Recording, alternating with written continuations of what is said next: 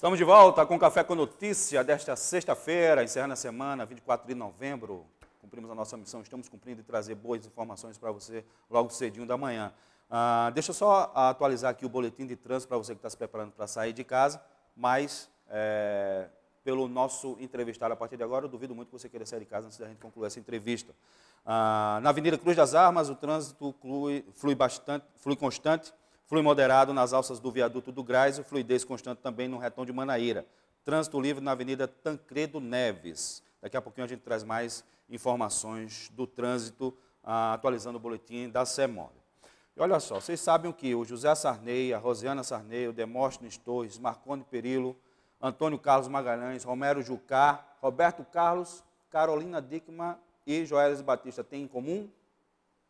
Todos eles já foram ou é cliente do meu convidado, a partir de agora, o advogado conhecido como Cacai, o apelido que ele mesmo se intitulou, Antônio Carlos de Almeida Castro. Cacai, bom dia, Cacai, seja bem-vindo aqui ao Café com Notícia TV Master e a Paraíba. Obrigado por aceitar o nosso convite, está aqui com a gente para a gente conversar sobre a advocacia, sobre o Brasil, sobre o Lava Jato, sobre todos esses assuntos.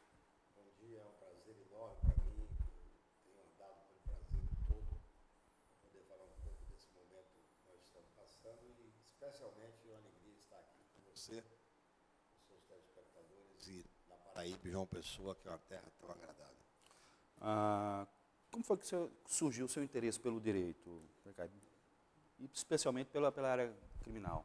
Olha, eu nunca me imaginei fazendo nada diferente da advocacia. Desde muito cedo, muito antes de pensar em fazer direito, eu tinha uma certa paixão pela defesa, pela questão onde eu convivia com as pessoas. Sempre eu fazia um papel de um advogado de defesa sem antes imaginar que iria fazer advocacia.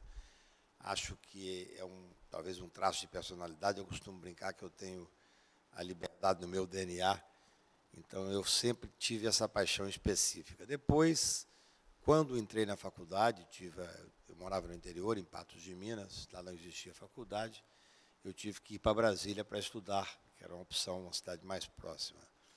Então eu consegui fazer um estudo numa faculdade onde, além da advocacia, um belo curso de Direito, você convive muito com a questão política. Sim. Pelo fato de você ter lá os tribunais superiores, você ter a sede do Centro do Poder Nacional. Então, eu acabei optando por fazer não só advocacia criminal, que para mim é a grande área que me move. Assim, eu sou movido à paixão, sou movido especificamente àquelas causas que me apaixonam. E eu não saberia dizer como eu poderia viver sem ser advogado. Só fui advogado na vida, só advogo, essa é a minha profissão única. E quais são as referências que você tem da advocacia paraibana? Eu conheço pouco da advocacia. Até brinquei ontem, num programa que fui aqui de rádio, que infelizmente eu advogo em quase todos os estados brasileiros, mas advogo pouco na Paraíba. Advoguei para um governador, para o doutor Marício, amigo da família, tem uma relação muito próxima da Drai, que é filha dele, mas não tenho tido muito contato com a advocacia. No Nordeste, na verdade, a minha advocacia, pelo fato de ser em Brasília... Já tem muito trabalho lá em Brasília, né? Já tem muito trabalho. E eu atuo atendendo a pessoas que têm processos no Superior Tribunal de Justiça e no Supremo Tribunal. Eu acho que os paraibanos têm tido poucos problemas por lá. Ele também que você parece ter uma equipe enxuta, né? Você gosta de acompanhar tudo muito de perto. Essa é uma opção que eu fiz na advocacia. Hoje você tem uma tentativa de americanização do direito. Escritórios com 300 advogados, 400 advogados. Eu não critico quem faz essa opção, mas eu, sinceramente, preferi fazer... Na vida inteira eu tive 3 advogados, eu e mais 2. No seu escritório? Depois, de um certo momento, eu também preciso ter uma vida que me permita ter as opções que eu gosto, de literatura, de poesia, de viajar. Então, nós somos hoje 5 advogados e 6 estagiários. Porque a advocacia criminal não se pode delegar. A pessoa, quando procura o meu escritório, na verdade, me procura, e eu faço questão de estar presente em todos os processos, estudar, discutir com os meus colegas, que são craques. Essa meninada hoje é muito melhor que a gente, é uma coisa impressionante, o preparo intelectual. E essa é uma opção que eu tenho. Acho que a advocacia criminal tem que ser feita de uma forma que a gente chama de advocacia boutique. tudo que passa pelo escritório passa por mim. Isso é importante para se manter o domínio. Fundamental. Eu não consigo entender a hipótese, perceber de encontrar um cliente, porque o cliente tem um processo normalmente. Verdade. A vida dele está ali.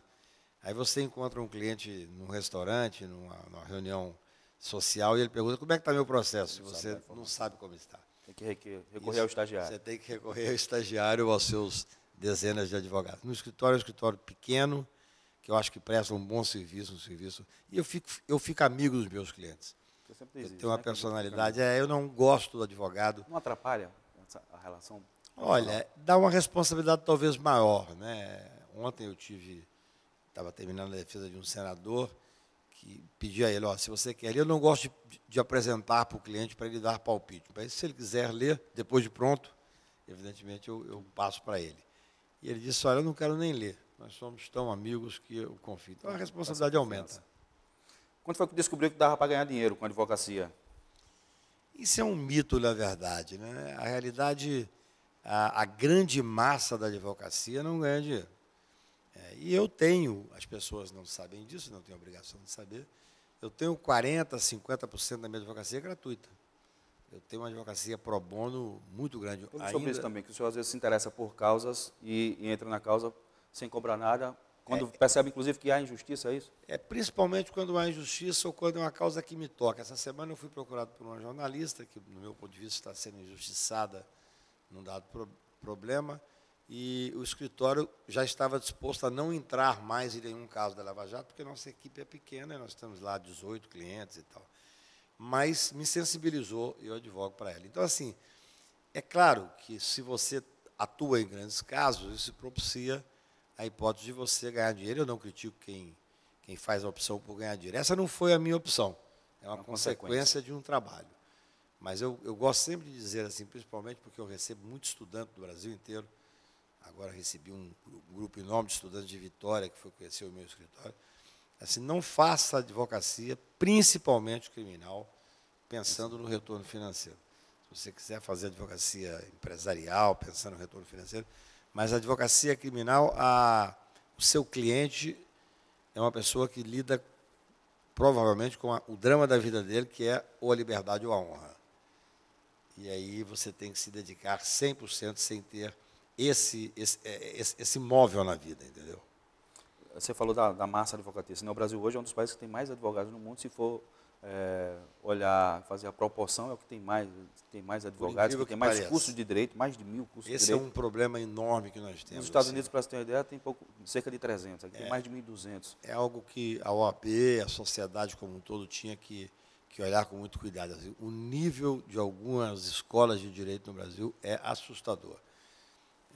Você tem uma quantidade enorme de advogados que é colocado na sociedade a todo momento, e muitas vezes pessoas sem ter condição de assumir uma responsabilidade muito grande. Você vai cuidar de alguma forma, no direito criminal, então você cuida da liberdade, da honra da pessoa. Mas em todas as áreas do direito a responsabilidade é muito grande. Nós tínhamos que ter um controle maior. Então você acha que o exame da ordem então é indispensável, ainda mais nesse cenário? Qual é a sua posição sobre isso? Eu teria dúvida de dizer que é indispensável, mas eu acho que nessa conjuntura é importante. Na minha época não existia exame de ordem, mas hoje você sai, eu não faço política de ordem, mas vez ou outra eu sou chamado para entregar carteira, alguma coisa assim, ou ser homenageado nas seccionais. Eu fico impressionado, são 100 advogados que formam por semestre, numa faculdade específica. Então, a ordem tem que tomar essa providência, realmente, para ter um certo controle. Porque você assume a responsabilidade da vida de uma pessoa ou de uma empresa. Então, torna-se necessário esse controle mínimo. E como é que se faz para se tornar um dos advogados mais poderosos do Brasil? O senhor foi selecionado em 2014 como um dos 15 e hoje, com certeza, já está entre os 3. Como é que se faz? Qual o segredo? Olha, eu digo o seguinte, também isso é uma certa lenda urbana. A gente aqui não desmente quando é favorável, entendeu? O que eu entendo é que a advocacia tornou-se importante no Brasil, principalmente nesse momento. Nós estamos vivendo um momento punitivo, um momento onde só tem vez e voz a acusação, só tem vez e voz aquele momento repressivo que o Estado está fazendo, inclusive através do judiciário. O que nós vivemos hoje? Nós vemos um momento em que o Legislativo está completamente acuado, porque os seus principais líderes estão sendo investigados, e tem que ser, ninguém é acima da lei, mas tem que ter um prazo para tentar ter uma normalidade entre os três poderes, um executivo completamente sem legitimidade e sem força. Então, você tem um superpoder judiciário, e aí o advogado realmente ganha um destaque, até para fazer o enfrentamento desse punitivismo que vem do Estado autoritário. É um momento extremamente grave. O que eu fiz há 2 anos, eu advoguei na Lava Jato desde o primeiro dia. Assim que foi preso o Roberto Youssef, ele me chamou para advogar para ele. E eu disse a ele, se você não fizer a delação, eu vou advogar para você. A delação é um direito dele, mas também é um direito meu optar por não fazer. Desde o início, então, o senhor já se colocava contra Eu nunca trabalhei delação. com delação porque eu percebi que, nesse momento punitivo, eles iam fazer o que fizeram com a delação. Um instituto importantíssimo no combate ao crime organizado foi deturpado por essa espetacularização do direito penal. Então, eu acho que a minha advocacia se faz, nesse momento, mais até como uma voz do cidadão que está sendo oprimido por esse momento punitivo. Eu, há 2 anos e pouco, chamei os meus colegas do escritório e falei, olha, eu vou, ainda que em detrimento do escritório, do trabalho, do dia a dia, eu vou correr o Brasil para não... Veja bem, eu sou uma pessoa, um advogado, que sei das grandes vantagens da Lava Jato. A Lava Jato é uma operação importantíssima, acho que ninguém podia imaginar. Eu só faço direito penal, já advoguei para mais de 50 governadores, para 3 ex-presidentes, para vários senadores. Ninguém podia imaginar o grau de capilaridade da corrupção na sociedade brasileira. É assustador. Então, a Lava Jato tem e teve grandes vantagens, mas tem os excessos. A espetacularização fez com que os seus principais operadores se sentissem semideuses. E eu resolvi fazer, então, um périplo pelo país, indo onde sou chamado, não para fazer um embate, mas para chamar a reflexão. Eu não sou dono da verdade, mas tenho certa experiência. O diabo não é diabo por ser diabo, é por ser velho. E eu fiz agora 60 anos, 36 de advocacia criminal. Então, eu tenho corrido o país com esses debates. Tem sido muito gratificante para mim. Faço 1 a 2 entrevistas e seminários em estados diferentes, com o objetivo único de tentar chamar a uma reflexão, sem ter uma verdade definida, mas eu costumo dizer, e até disse ontem no seminário que fiz aqui, que a boa parte dos operadores do direito da Lava Jato tentaram fazer um maniqueísmo barato que, de certa forma, a grande mídia pegou. Quer dizer, aquele que critica os excessos é a favor da corrupção, é contra o combate à corrupção. O senhor já foi classificado, inclusive, como um anti-herói da Lava Jato. Como é que você recebeu isso? Numa entrevista muito interessante, na realidade, uma entrevista bem feita, mas é o ônus que a gente paga por ter coragem de dizer o que pensa. Veja bem. Contra a maré, né? Não, é isso, nós somos contra-majoritários sempre, eu acho que tem que ser. Eu repito, reconheço as vantagens, reconheço os avanços da Lava Jato, mas eu não gosto desse maniqueísmo de colocar aqueles que têm coragem de fazer o enfrentamento dos excessos como sendo contra. E digo mais, costumo dizer por onde vou no Brasil, eu não permito que juiz algum, que delegado algum, que procurador da República algum venha dizer que quer o combate à corrupção mais do que eu, mais do que você, mais do que o seu telespectador.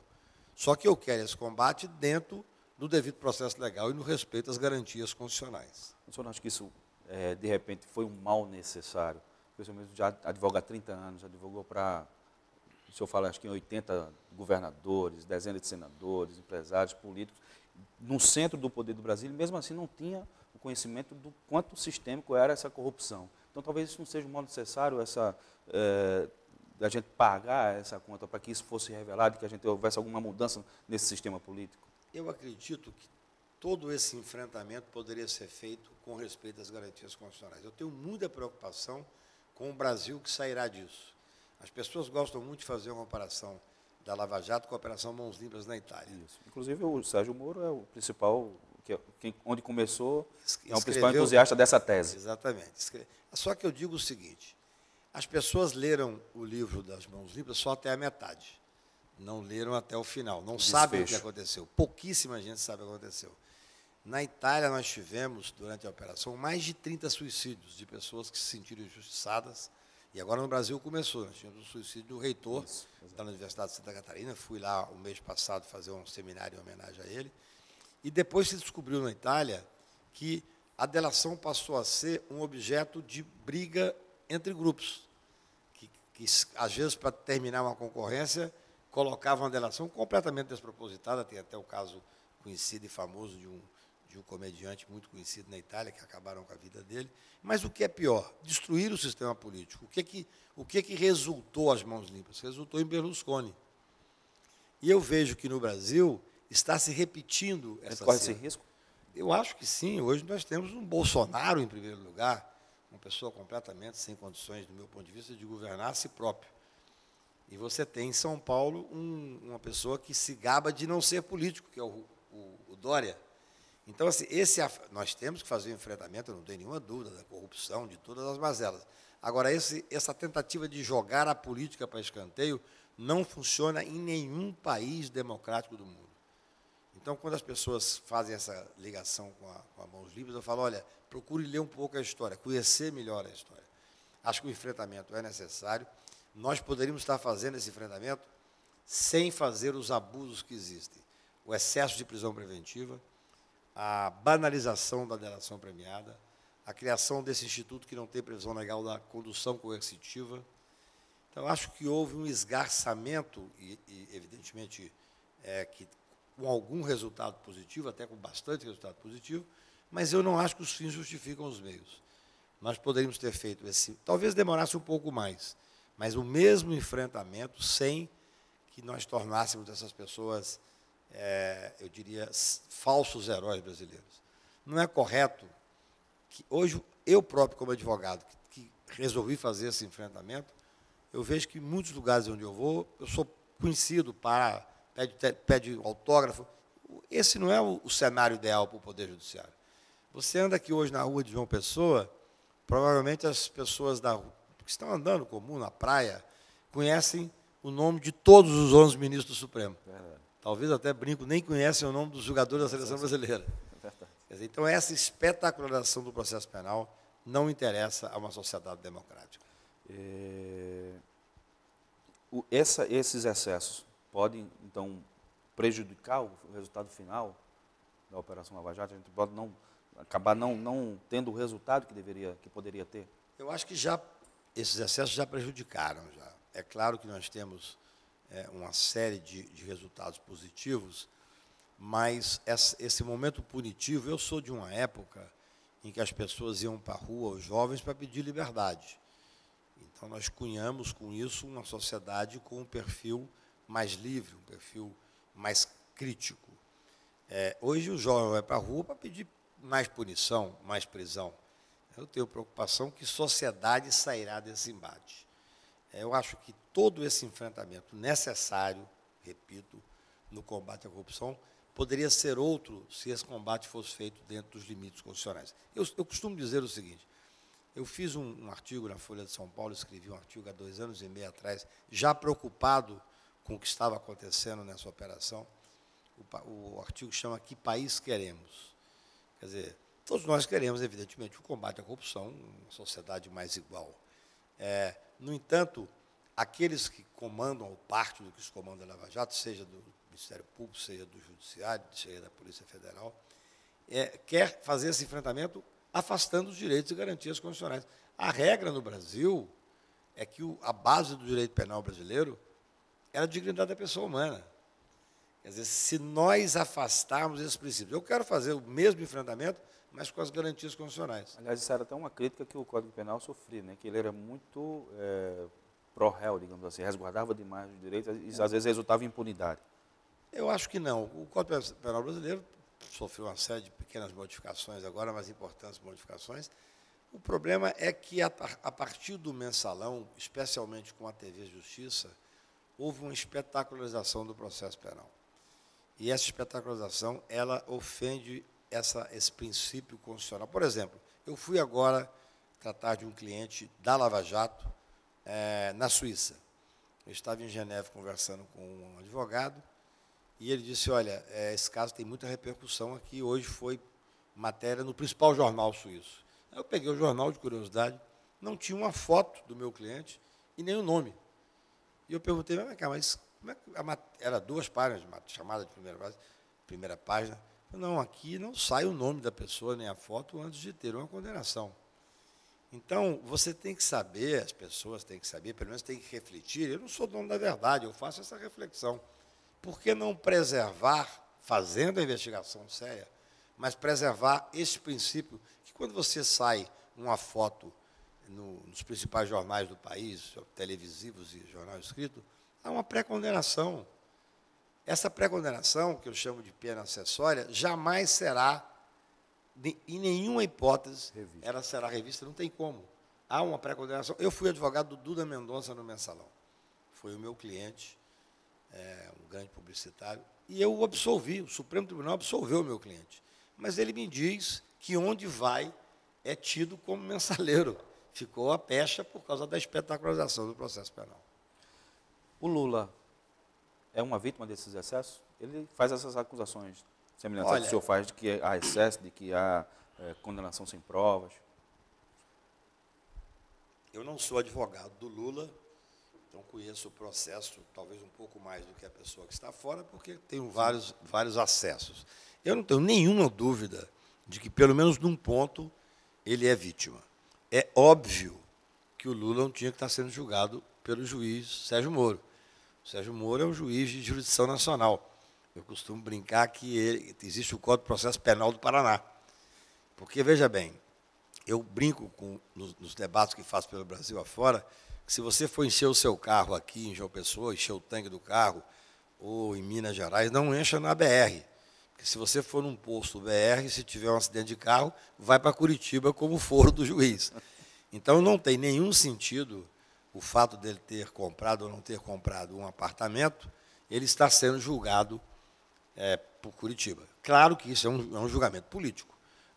Todo mundo tem, esqueçam que é o Lula, se você não gostar dele.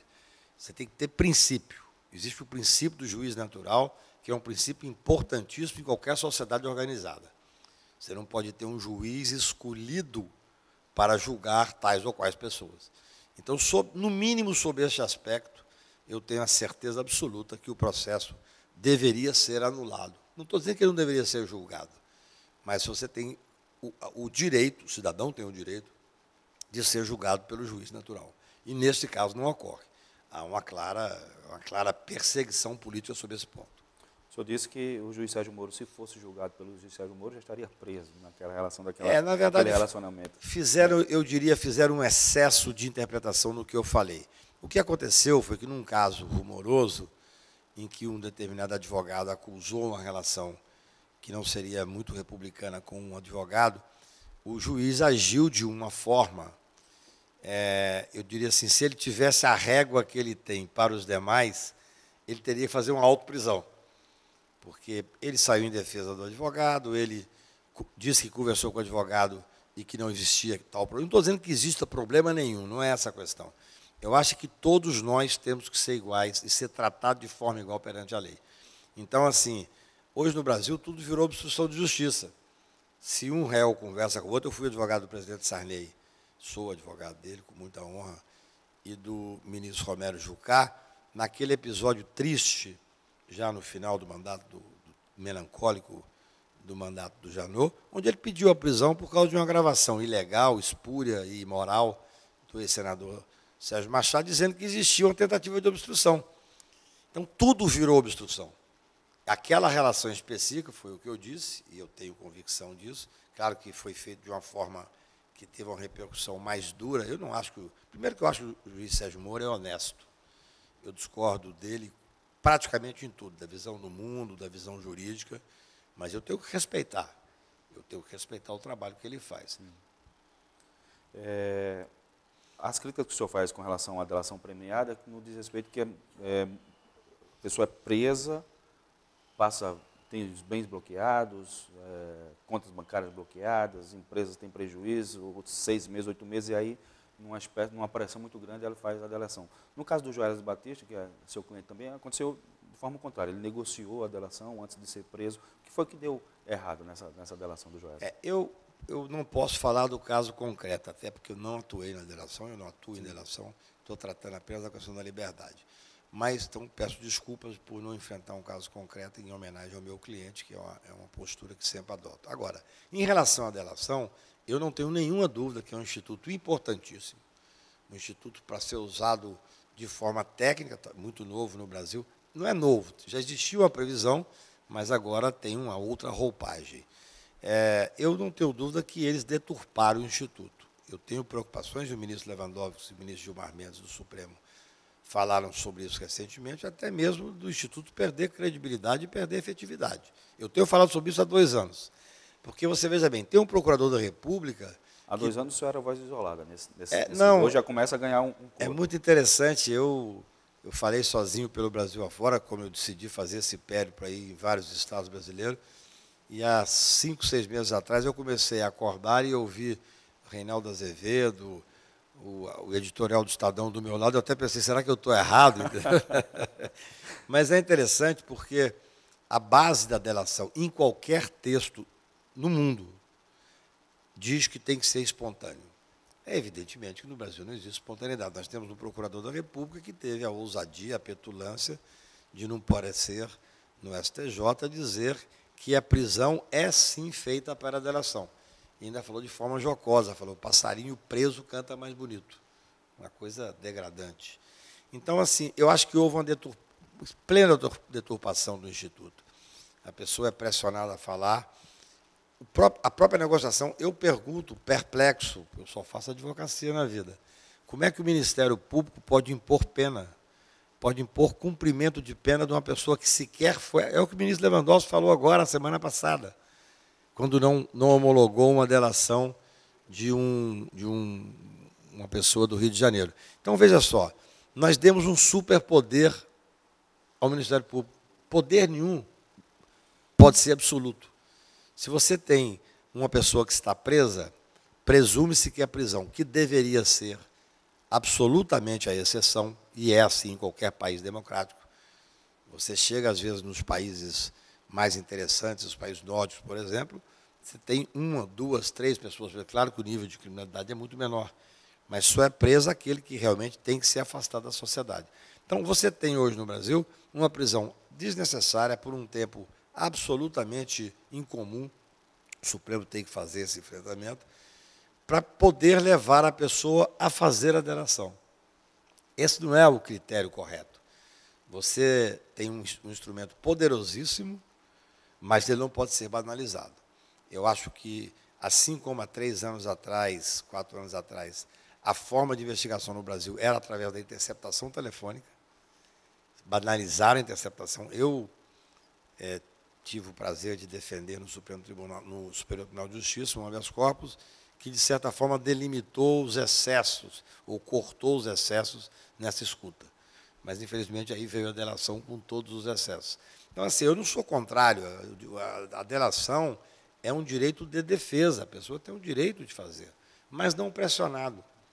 E não pode ser. A delação, ela é um meio, é um contrato que você faz com o Estado, mas a pessoa está presa. Presume que estejam presentes os requisitos do artigo 312. O procurador da República não pode dizer, se você fizer a delação e entregar o fulano de tal, eu te solto. Por quê? Parou, não existe mais os requisitos da prisão preventiva? Então, essa prisão foi feita para conseguir a delação? Eu acho que a sociedade tem que fazer uma reflexão. Eu não tenho essa postura purista de dizer, não, o delator é um traidor. Eu não vou por aí. Eu vou por uma postura, procuro ter uma postura técnica para mostrar que os excessos na delação estão destruindo o Instituto. Qual a saída, então, para... Eu comentei sobre isso também, classifiquei de uma bagunça institucional que a gente vive hoje no Brasil, o executivo se omitindo em alguns casos, o legislativo, às vezes, fazendo o papel do judiciário, o judiciário do legislativo e do executivo. Qual a saída para isso? Olha, eu acho que de toda a crise, e nós estamos vivendo uma crise séria sobre diversos aspectos, não é só uma crise econômica, uma crise moral, uma crise política, a sociedade pode tirar disso os seus proveitos e sair amadurecida.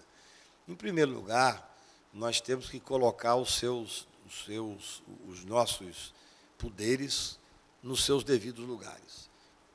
O Ministério Público está com um empoderamento inacreditável, quer dizer, se sente um quarto poder. Isso é muito ruim. Por isso é que eu sou contra que nas delações eles tenham o poder de mandar soltar, eles têm o poder de impor pena, têm o poder de impor a forma de cumprimento da pena. Isso é do judiciário, porque senão você está afastando o judiciário do processo. Eu sou um crítico absoluto desse ativismo judiciário da forma que está. Eu disse da tribuna do Supremo, com todos os riscos que isso ocorre, mas eu sou advogado e tenho a obrigação de dizer que nenhum poder pode tudo.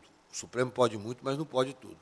O Supremo, quando afastou, numa tarde modorrenta, em um habeas corpus, o princípio da presunção de inocência, ele causou um gravíssimo dano à estabilidade democrática no país. E eu digo o seguinte, fez isso com o aplauso de boa parte da mídia, da grande mídia, porque essa parte quer ver 15 ou 20 grandes empresários presos, mas não tem ideia de que milhares e milhares de pessoas sem rosto e sem voz irão para a cadeia, muitas vezes de forma injusta. E o que é pior, se você aplaude e dá ao Supremo o direito de afastar uma causa pétrea, como a presunção de inocência, amanhã, sem que ninguém esteja acompanhando, ele pode afastar a liberdade de expressão. Ele pode afastar o direito à propriedade, porque são direitos... Já houve alguns casos, inclusive, de que um jornalista foi conduzido coercitivamente e obrigado a entregar sua fonte também. Evidentemente, depois o juiz voltou atrás, por causa de uma pressão. Mas eu digo assim, a gravidade do Poder Judiciário coordenar o país. Então, você me pergunta a saída. Eu acho que, com todo esse desarranjo que está acontecendo, esses excessos, a sociedade começa a acordar. Eu, quando comecei a falar pelo Brasil afora, eu sentia que eu tinha receptividade, em estudantes, especialmente, na OAB, mas tinha uma certa dificuldade para falar para os setores mais tradicionais da sociedade. Hoje as pessoas estão vendo os excessos. Eu acho que essa discussão, é o que eu digo, o que a advocacia me deu, ao fim e ao cabo, foi a possibilidade de ter voz. Estar aqui com você, falando para os seus ouvintes, para os seus telespectadores de João Pessoa, é um papel que eu cumpro como cidadão. Então, acho que isso é a mudança, que nós possamos alertar que os excessos levarão ao enfraquecimento democrático. Abuso de autoridade e foro privilegiado. Qual a sua opinião sobre esses dois temas? Olha, eu fui participar de um debate sobre o projeto de abuso de autoridade com a vice-presidente da Associação dos Juízes Federais. Fiquei espantado, porque quando eu sentei, um programa da Globo, da Mônica Waldvogel, não me lembro o nome, é um programa de debate, e ela disse, não, porque o projeto do Renan Calheiros, eu falei, qual é o projeto do Renan Calheiros? Eu vim discutir o projeto de abuso de autoridade. Ela disse, não, mas é o projeto do Renan Calheiros. Eu falei, não, esse projeto é um projeto que foi feito logo após o segundo Pacto Federativo, quando o Gilmar Mendes era presidente do Supremo, e foi escrito por um grupo liderado pelo ministro Theory.